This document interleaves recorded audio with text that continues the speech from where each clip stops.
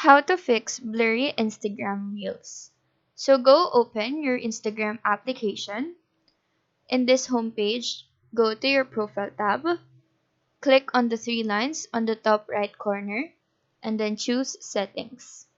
In this page, select Account, and the bottom part of this, you can see data usage. So click on that. Now, there are two different settings in here. The first one is use less cellular data.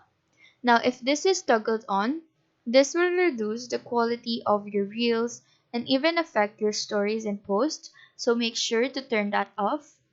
The next setting is upload at highest quality. This will make sure that anything you upload will be at highest resolution possible. So turn this toggle on and your issue should be fixed. So that is how to fix blurry Instagram Reels.